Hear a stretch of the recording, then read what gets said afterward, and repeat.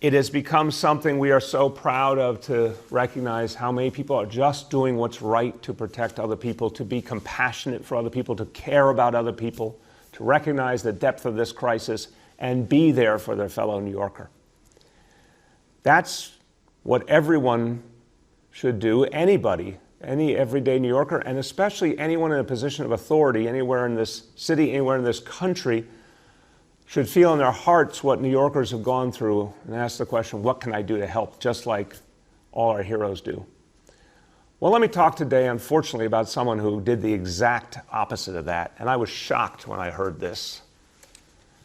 The White House economic advisor, Kevin Hassett. He says, there's talking about the stimulus program, talking about what's needed to get New York City and all cities and states back on their feet. Yesterday morning, he says, well, everything appears to be happening safely, and literally, this is a quote, he says, there is a chance that we won't really need another stimulus, a phase 4 stimulus. Listen to those words. There's a chance we won't need it. Well, let me tell you something, Kevin. Why don't you come to New York City? Why don't you go to Elmhurst Hospital? Why don't you talk to our first responders? Why don't you talk to the families who have lost their loved ones?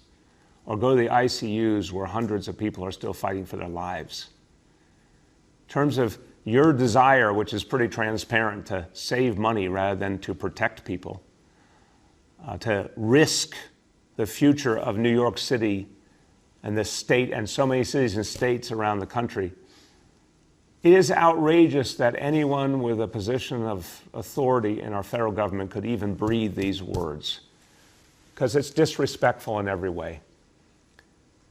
It is an absolute misunderstanding of what has happened here and what continues to happen, and the fight we're still waging, and how much it's going to take to get back on our feet this year and next year and the years thereafter.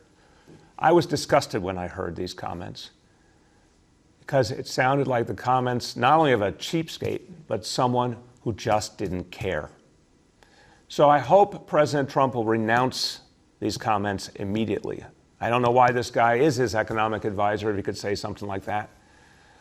The president needs to speak up and say that's absolutely unacceptable. Right now, we know in the Congress, intense effort is going on to create a stimulus. Why? Because what's happening in cities and states all over the country right now, red states and blue states, red cities and blue cities, is mayors and governors, unfortunately, are having to cut back more and more, and it's soon going to really affect the basic services we all depend on. The kind of cuts we're talking about will lead painfully, horribly, to furloughs, to layoffs of public sector workers who are the backbone of our cities, our states, the people keep everything going, the people we need even more in a recovery. And here's the painful reality I want you to take in. Listen to these very dangerous comments from this White House official and then translate it into reality. If there is not a fourth stimulus, and if that stimulus does not amply provide for the needs of cities and states this year and next year, then the very people who've been our heroes, the very people who've been saving our lives, those doctors, those nurses, those firefighters, EMTs, paramedics, police officers, the people keeping this place going, the people keep it going all the time, the sanitation workers, the educators, all the people we are depending on for a restart and a recovery, their futures will be compromised. Imagine if the very same doctors and nurses working in our public hospitals, or the very same EMTs and paramedics who were such heroes in this crisis, imagine if, after fighting through this battle, months from now, they had to face furloughs or layoffs here and all over the country. If we don't get help from Washington, that is what will happen.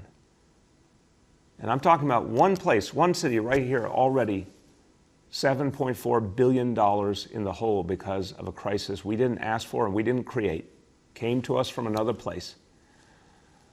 But all of you have fought heroically through it. I just want to see everyone in Washington show a little bit of respect for what New York City has gone through and so many cities and states around the country have gone through, and just do the right thing and help us back on our feet.